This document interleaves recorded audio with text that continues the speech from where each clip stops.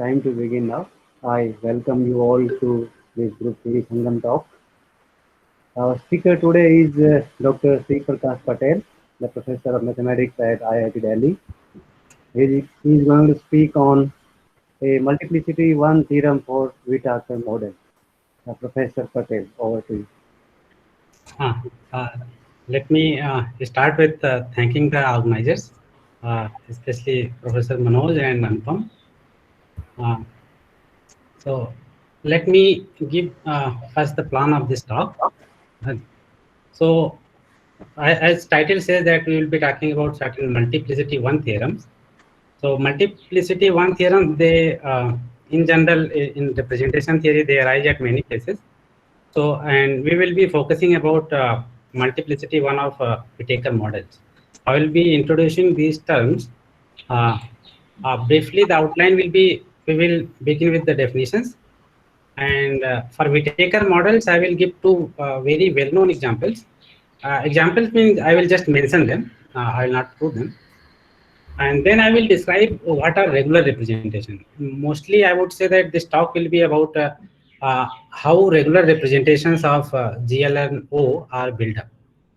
And then I will say what is the main theorem here and a few words about proofs, but not in details. Okay, so the general framework of the problem is suppose you have a group G and you have a subgroup H, and suppose you have a irreducible representation of G. And what do we want? We want to understand the restriction of this representation pi to the subgroup H. So this is a very general problem. How do we understand such thing? If we want to be more precise, so let's take a representation sigma of H, say irreducible representation. And then we want to know whether, let's say sigma is a sub-representation of pi when you restrict pi to H, or you can ask when sigma is a quotient of pi when you restrict pi to H.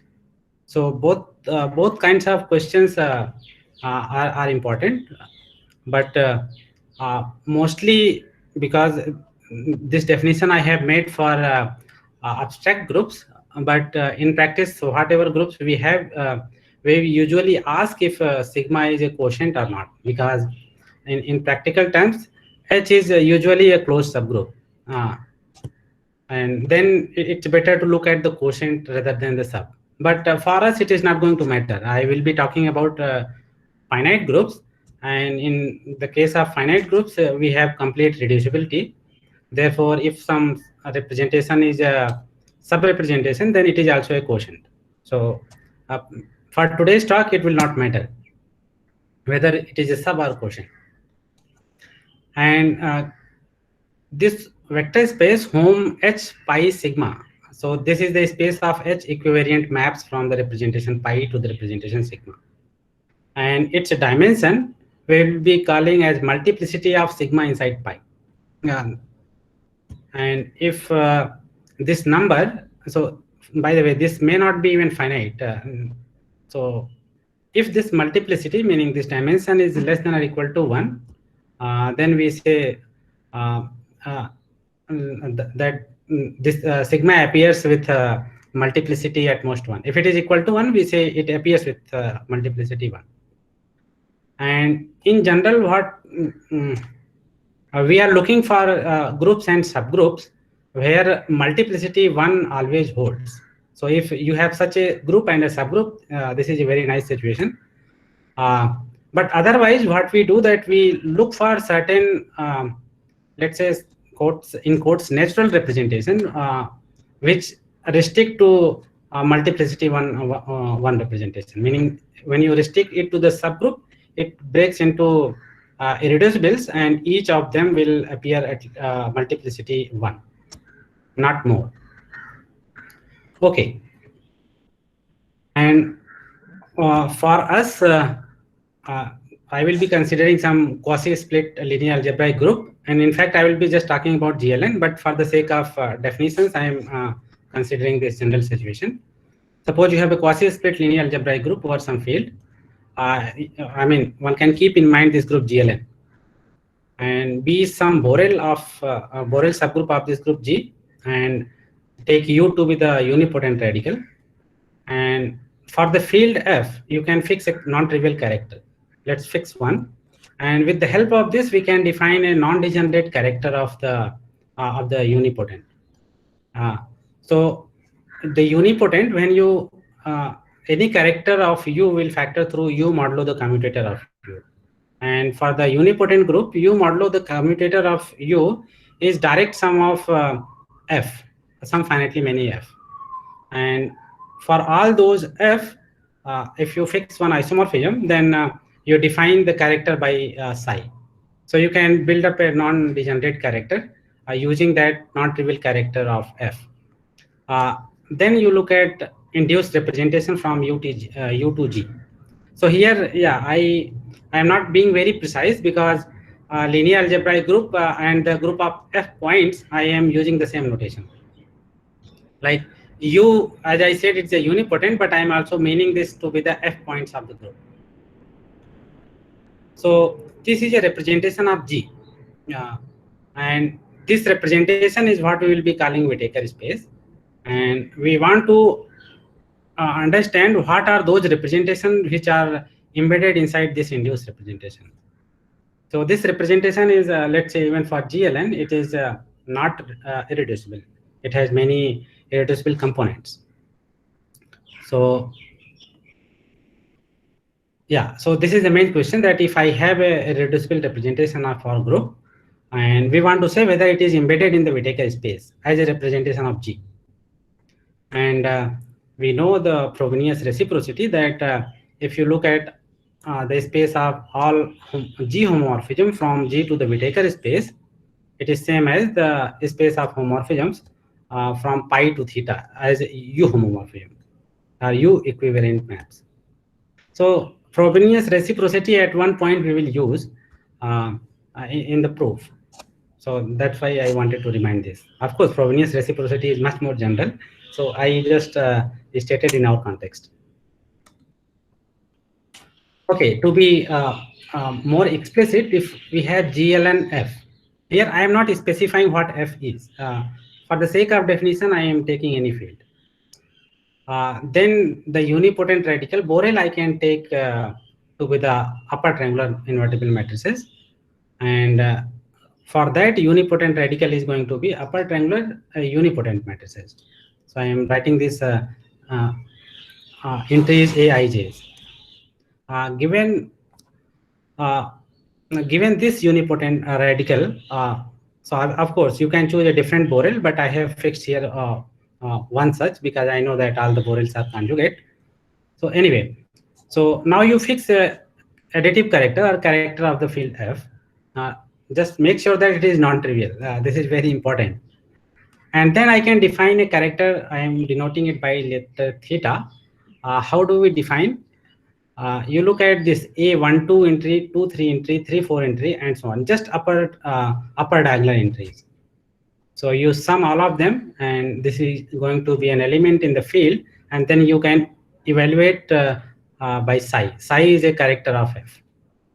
So this is the character what I was telling, that non-degenerate character, or somebody people also call this to be a generic character. Of course, this is not the only choice. But up to the conjugation given by let's say torus element, so all non-degenerate characters are in one orbit under the action of under the conjugation action of torus. So I am fixing one such. All right.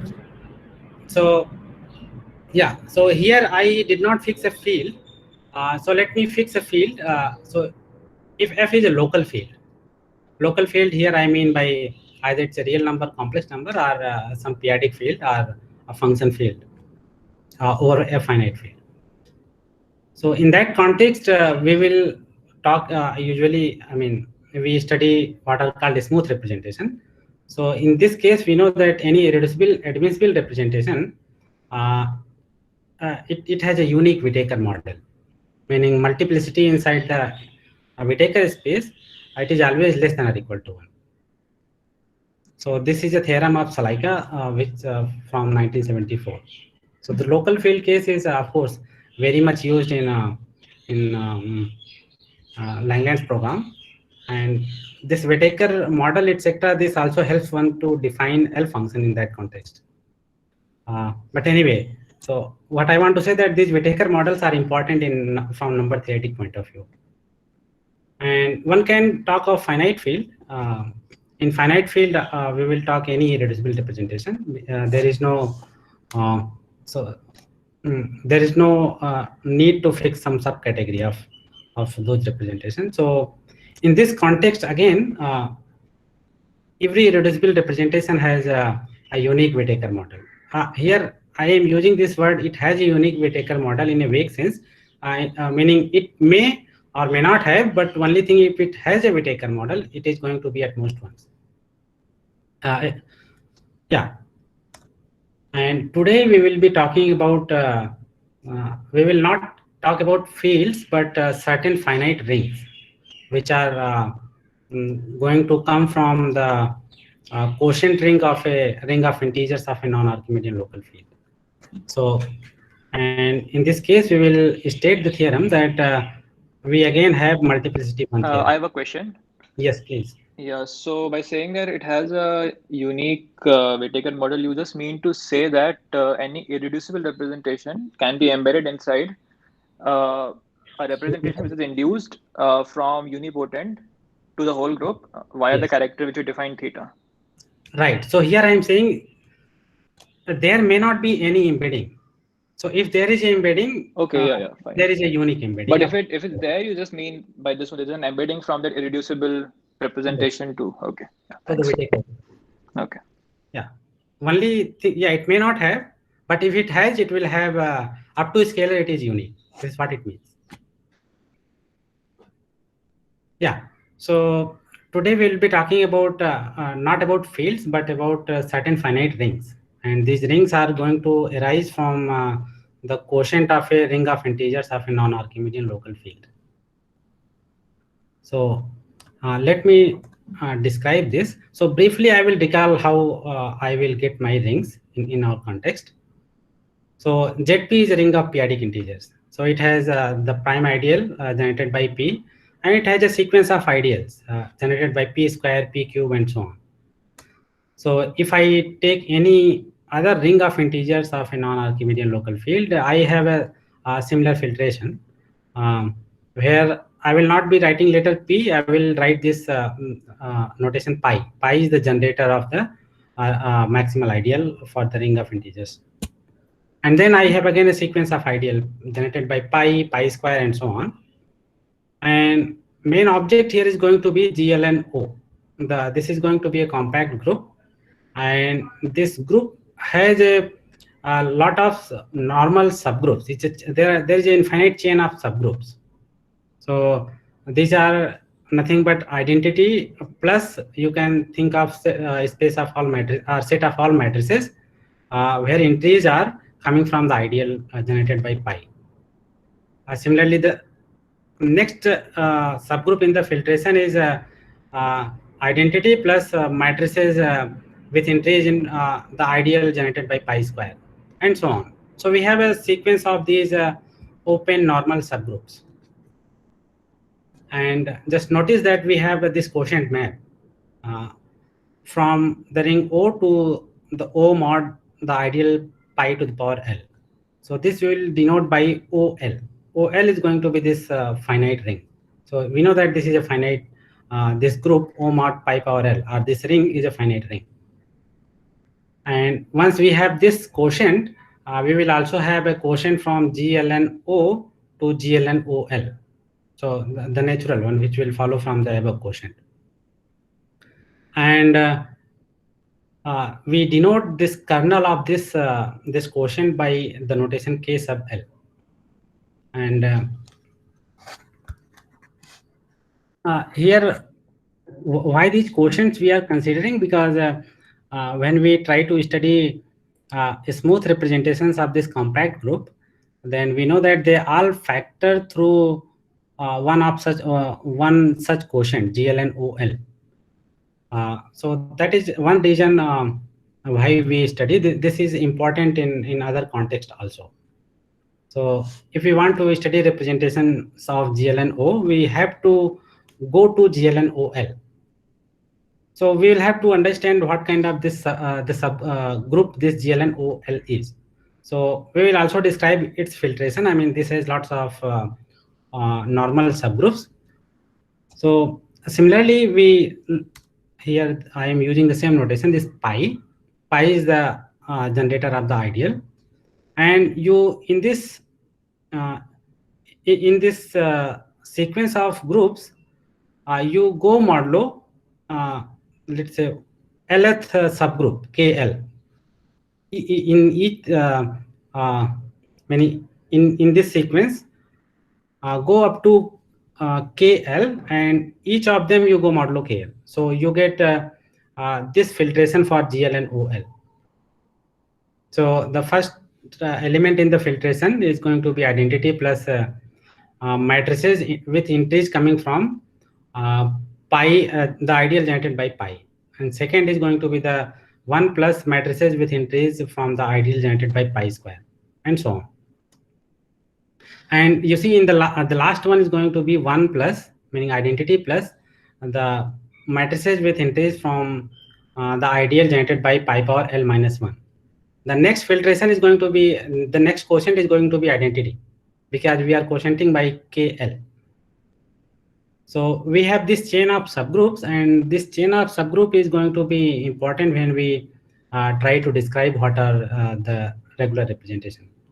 Yeah, here one thing we should note, if we have some integer m less than L, positive integer, then we can go further, we can do further quotient, GLNOL to GLNOM. This quotient we can consider. And in this case, we denote the kernel by KML, which is nothing but KM modulo KL. This is going to be isomorphic to this. All right. So yeah, for example, if you look at the last subgroup in this filtration, KL minus 1L, because KLL is going to be trivial. So this is nothing but 1 plus this matrices with entries from the ideal generated by pi power L minus 1. So this is isomorphic to MNFQ.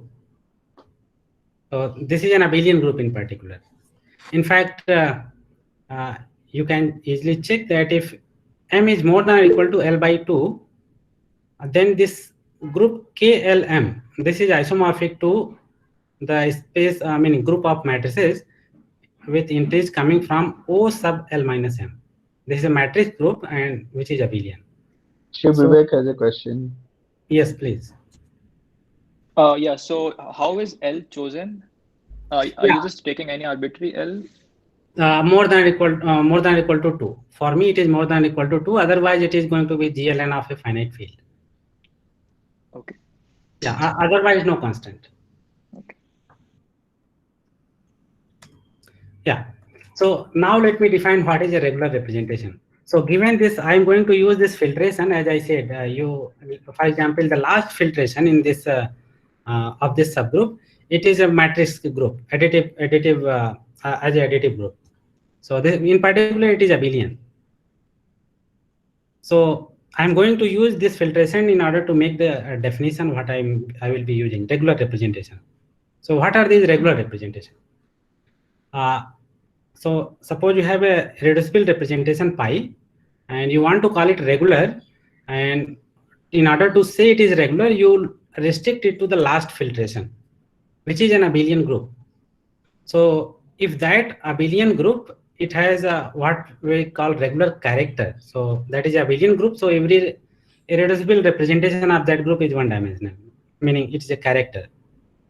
So we say that if it has a regular character, but I have to tell you what is a regular character of the matrix group, which I will be telling you in a moment.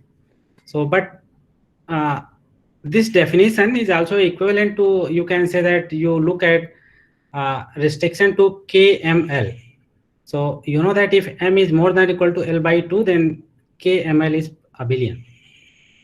So you can restrict to this abelian group also, and say that this contains a regular character. So again, this will be a direct sum of a bunch of one-dimensional representation. So if one of them is a regular character, then you say it is a regular representation of GLN-OL. All right. So let me tell you, before telling you what is a regular character of of matrices, so you recall this property of the matrix group. So look at this group MNOR. Here R is a R will be varying in future, so I have used another notation R. So for any R, MNOR, this matrix and the group of its character, these two groups are isomorphic. In fact, this isomorphism can be given by fixing a additive character of OR. So how do you give this isomorphism? So you take a matrix, you define, if matrix is A, you define a character phi of A. Phi of A is given by phi of A at a matrix X is going to be psi of trace of AX, where psi one has to be careful what to choose. So in case of field, you can, if OR is a field, meaning R equal to 1, you can take any non-trivial character. But if R is not a field, R is more than equal to 2, then make sure that it is a character such that you go to the last filtration of the corresponding ring, meaning the ideal generated by pi power R minus 1. You restrict it to that lowest filtration subgroup, it is non-trivial character. So you'll have to be just careful about the choice of this character. Then this map A going to phi A is a isomorphism of groups, meaning every character you can think of it as a matrix. All right. So now I can tell you what is a regular character. So you have a representation, you are restricting it to this matrix, certain subgroup KLM, which is a abelian group isomorphic to matrix group. And you see what characters are there. If you have some phi A, if you have one phi A for which A is a regular matrix, then it is a regular character. And what is a regular matrix? A matrix is regular if there exists a vector such that V, AV, A square V up to A power n minus V. If it is is going to be a basis of this module, which is direct summand of ORs. So in case of matrices, one can think of, matrices over finite field, you should think of that it has its characteristic polynomial and minimal polynomial are same. So it can be thought of in many different ways. There are many definitions. I have just fixed up one of them. So now we know what is a regular character. And this definition, one can be sure that it will not depend on the choice of this additive character psi. Because once you have one character, then its conjugate character, conjugate by an element in GLN-OL, that is also going to be there. And the conjugation by elements of GLN-OL onto this, let's say, last filtration, that is nothing but the conjugation of GLN-FQ.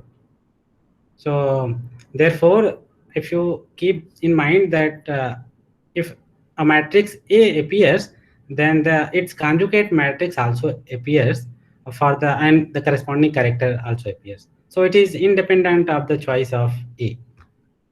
So if one A corresponding matrix A is there, then G inverse AG is also there for any G in GLN, let's say FQ. So this definition we will be using what comes next.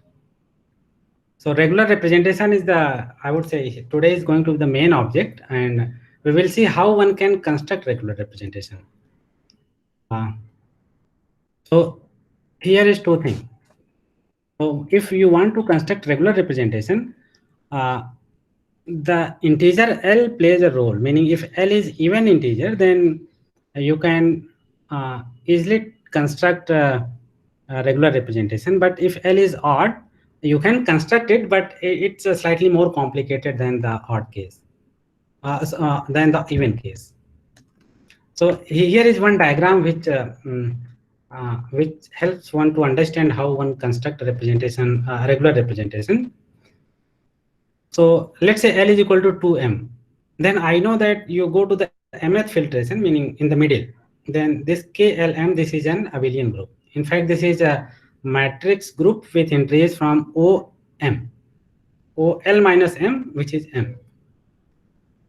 And what is, so we are going to start with a regular character of this subgroup KML, which is going to correspond to some matrix X. So that matrix X we will be taking inside MNOM. So this is nothing but this group is isomorphic to KM2M. So you fix one matrix and you can take its fix one lift to GLNOL, because this group, which is KM2M, is a quotient of GLNOL. Okay, so you take one lift of X and corresponding character of this group, meaning the character group of these matrices. So this is the notation. So X is a matrix with entries from OM, and phi X is the one corresponding character which can be thought of as a character of KLM. So you start with an element here, one character, and which we are writing by phi X, and then look at its inertia group. Inertia group meaning all those elements such that the conjugate character is isomorphic to itself, conjugate by G. So this is an inertia group here. So that phi X can be extended to the inertia group. And once you reach the inertia group, you take the induction. So in this process, the induction is going to be an irreducible representation. So this construction for even M, which looks very simple, it is given by Hill. All right. So, and if we are looking for any regular character, this notation we are using, any regular character of GLNOL, which contains this character phi X. If you are looking for such a pi, then you get a extension of meaning a character of the inertia group, which extends your character phi X, such that the pi is isomorphic to this induction from the inertia group. So yeah, here there is a phi X missing. So it is this group I of phi X. So this is how one constructs regular representation. So this diagram somehow to me it summarizes the construction of regular representation. For the odd one, I don't want to say much, because meaning it's slightly more involved. There are many other levels in the filtration one has to consider and see how it comes up. But in short, we start with this abelian group Km plus 1 sub L. You fix one matrix which gives a character of this group, and X tilde you fix one lift in GLNOL. So then these three groups come into picture: Rx, Jx, and HML. So there are some properties. So these three groups we have, I am not going to define these groups. What property they have, that Rx tilde, this is normal subgroup of HLM, meaning in this diagram, this Rx tilde is a normal subgroup of HML, and this Jx is some intermediate group, which also plays a role when you want to construct a representation. So what happens here? So you have a character of Km plus 1L. You can extend it to the subgroup Rx, possibly in many different ways. So once you have one extension, there is some construction of representation of HML. You can construct one irreducible representation of HML by fixing that character of Rx tilde. And this construction involves the Heisenberg group. So which, yeah, that part I don't want to discuss. So to say, you have a character phi X, you extend it to Rx tilde, and then for one extension you have one representation of HML. So let's call that sigma. So for that sigma, you look at the inertia group, and then that representation, it can be extended to the inertia group in possibly different ways. So let's call it sigma tilde. Sigma tilde is the extension of sigma to the inertia group of sigma. And then the theorem is, if you have a irreducible representation which contains this character phi x, then the theorem says that there exists a sigma tilde which has been constructed in this particular way, I mean, which is summarized in this diagram, such that pi is isomorphic to the induction from that inertia group of sigma, induction from sigma tilde. So of course, in this construction, there are many choices involved. For example, when you extend your character to Rx tilde, there are many choices. Then for that, you get one sigma. And this sigma, it can be extended in many ways to its inertia subgroup. And once you reach there, you consider the induction, usual induction. All right, so this is how regular character is constructed, regular representation is constructed. Okay, let me remind again, in our context, what is the Whittaker model? So we are fixing one character of the group OL. This is the additive group. We want to have this property that you go to the last filtration of this group, this finite group, it is non-trivial. And then you consider the corresponding non-degenerate character of the unipotent groups. And again, if I have a irreducible representation of GL and OL, I will say that it has a Whittaker model if pi is a sub-representation of the Whittaker space. Or if you use the Frobenius reciprocity, you can say when you restrict pi to U of OL, meaning unipotent subgroups, let's say, then it contains theta. All right. So here I will maybe emphasize this point that this character psi, it should be non-trivial to the lowest filtration in that chain for OL. So this will play a role, because if it is trivial, let's say not on the last one, then many representations which we want to have Whittaker model, it will factor through, let's say, OL minus 1. Then one has to study representations of a different group, GL and OL, say L minus 1. So yeah, so this is important, that psi is restricted to the lowest filtration for the ring OL. There are many subgroups. You go to the lowest filtration, it should be non-trivial. All right. So here the main theorem is that if we have a non-degenerate character theta, I mean, which we had just fixed on the last slide here. So you fix one such theta. Then for any non-degenerate character theta,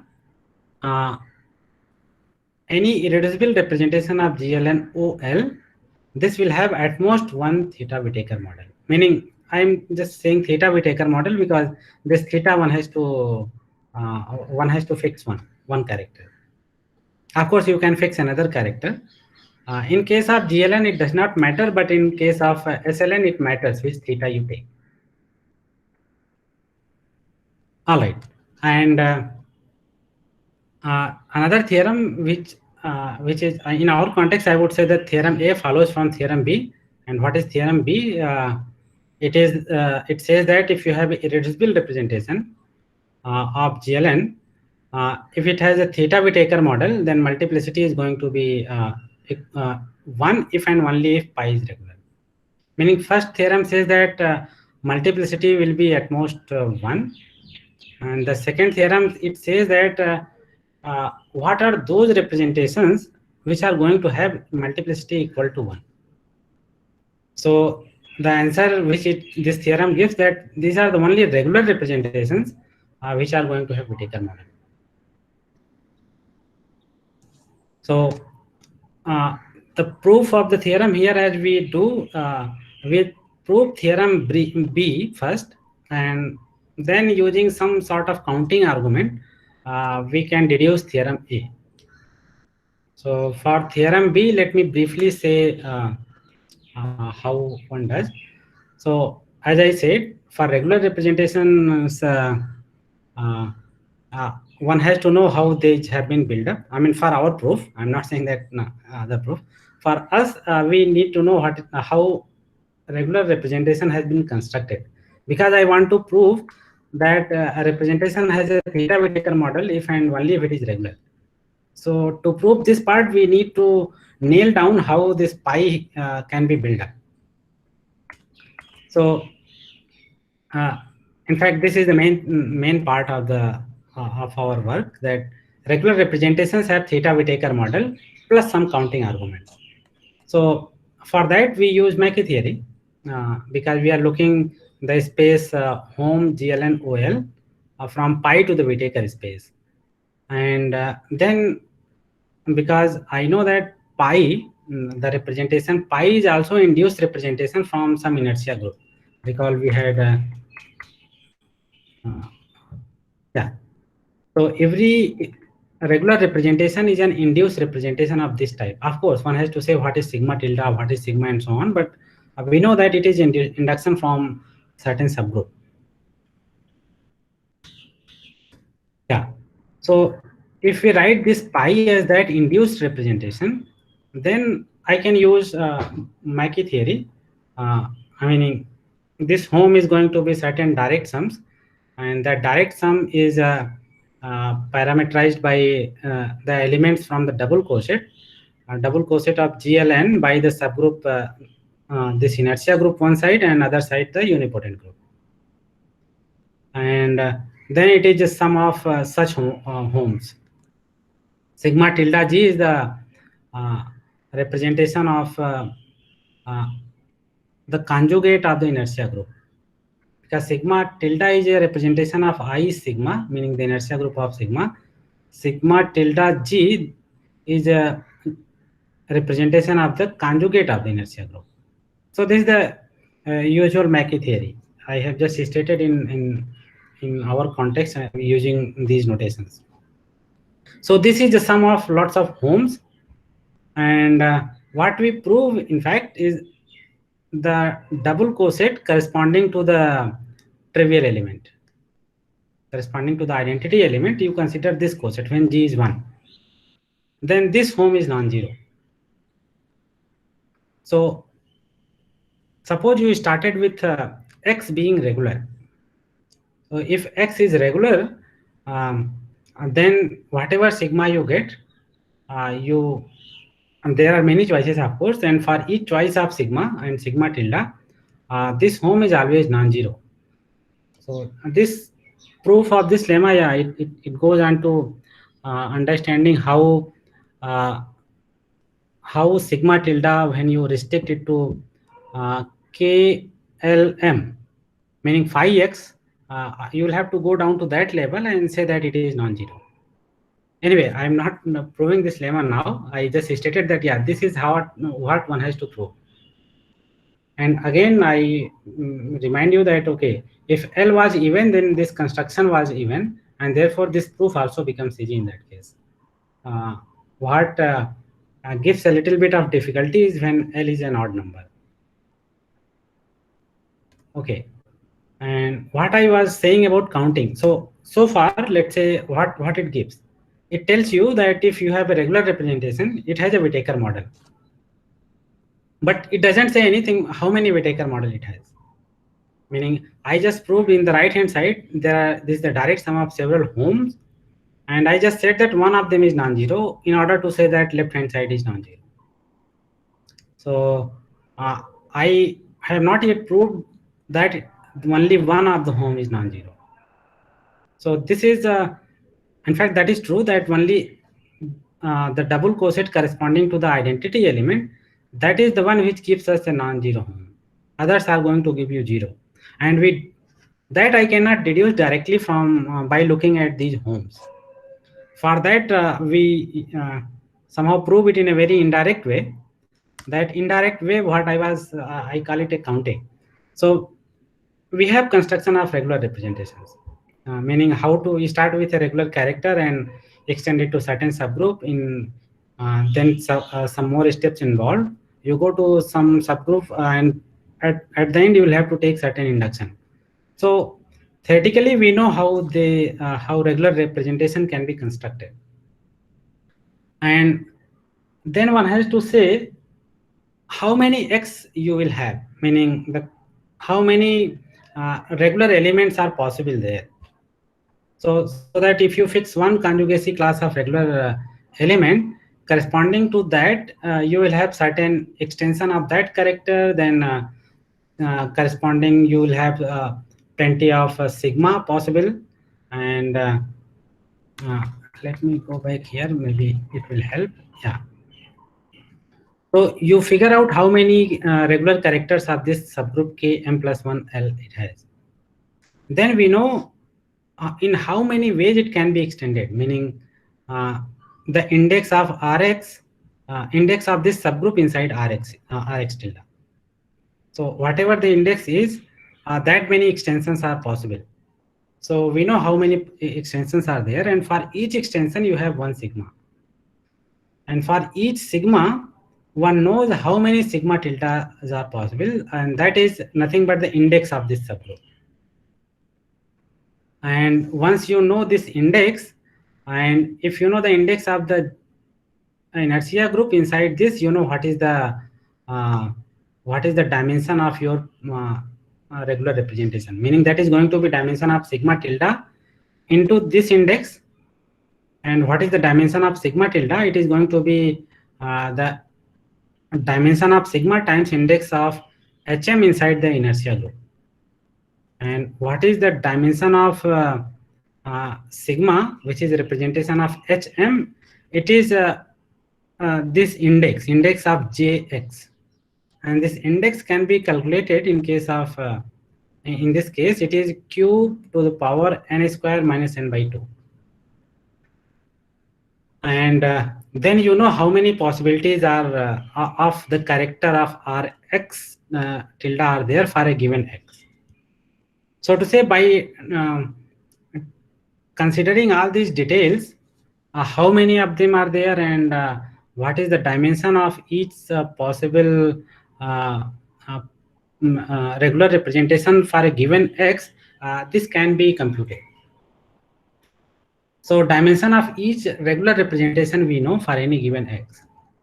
So, and what we want to count here, I want to count sum of the dimension of all possible regular representations. Meaning, first you find out how many regular matrices are there for, in our case it was KML or KM plus 1L for odd L. So this can be computed. So, and this computation, by the way, is not easy, because at each point, at each those label, one has to be very careful, but it can be computed. And this computation, if you compare with the dimension of the Whittaker space, which is nothing but the index of unipotent subgroups inside the group GL and OL, and this sum, it comes out to be equal to this index, meaning the dimension of the Whittaker space. So what does it tell us? So what we have proved is that every regular representation has a Whittaker model, meaning it is a sub-representation of the Whittaker space. And when you sum all of them, so suppose you write down the Whittaker space as a direct sum of irreducibles. And in that direct sum of irreducible, our existence, meaning every regular representation has a Whittaker model. This tells you that in that direct sum decomposition, each regular representation is going to appear. So Whittaker space contains all regular representations, and sum of all regular representation comes out to be the dimension of the Whittaker space. What it tells? It tells you that there is no more representation than regular representation, and each regular representation that appears only once. Otherwise, this equality will not be valid. So this counting, I would say that it tells us the moment I know that regular representation has a Whittaker model, it will have to be unique. There is no more how to say. I mean, Whittaker space has no more accommodation than regular representations. So that's how we get our uniqueness result. Uniqueness meaning multiplicity one result. Okay, maybe one can be more explicit in the case of GL2. Here, GL2, what are those regular representations? So one has to talk about what kind of regular matrices you have in case of GL2. So look at GL2 FQ, meaning going to the last filtration, and you can, for any matrix, you look at its characteristic polynomial. If the characteristic polynomial is, it may be reducible or irreducible. So if it is irreducible, the corresponding to whatever the representation, regular representation comes out of that regular element, you call them cuspidal. In case the characteristic polynomial splits, then it may be semi-simple or it may not be semi-simple. So depending on the type of that matrix, we call it a split non-semi-simple type or a split semi-simple type. And of course, cuspidal, for which the characteristic polynomial is irreducible. So how many regular representation are there of cuspidal type? Meaning for which contain a regular character for which the characteristic polynomial is irreducible. So it comes out to be, if you do a careful computation, number of irreducible representation is given by this expression, half of q minus 1 into q square minus 1 into q to the power 2l minus 3. And each of them has dimension equal to q to the power l minus 1 into q minus 1. And if you consider the other case, a split non-semi-simple type, then it has how many representation? The number is q minus 1 into q to the power 2l minus 1. And each of them has the dimension q square minus 1 into q power l minus 2. And similarly, one can count the number of regular representation for a split semi-simple type. The number is half of q to the power 2l minus 3, q minus 1 q. And each of them has dimension q to the power l minus 1 into q plus 1. So this is the complete, so to say, list in quotes. So this is a complete list for regular representation of GL2OL. And if you do the this counting, you count what is the dimension of each regular representation, you sum all those dimensions. If you, meaning these two numbers you multiply in one row, and then second row you multiply, third row you multiply and sum. The sum comes out to be this number. This is easy to compute. So you get q square minus 1 into q minus 1 into q to the power 3l minus 3. And this is also the index of UOL inside GL2. So here UOL is nothing but upper triangular unipotent, with whose number of elements is going to be q to the power l. Here U of OL is isomorphic to OL.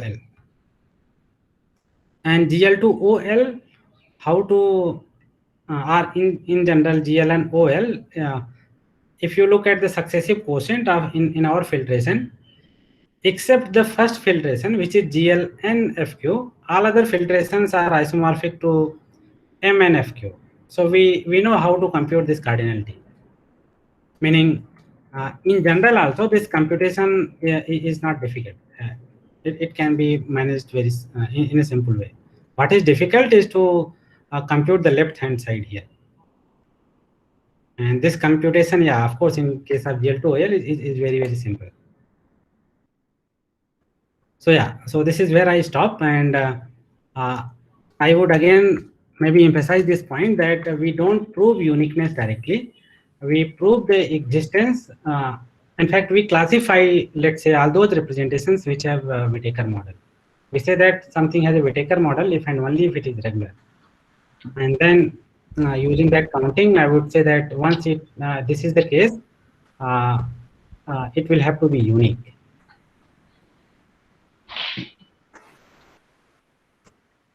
Yeah, thank you. We have some time, and if there are questions, I will be happy to respond. Thank you, Shiv Prakash, for this nice talk.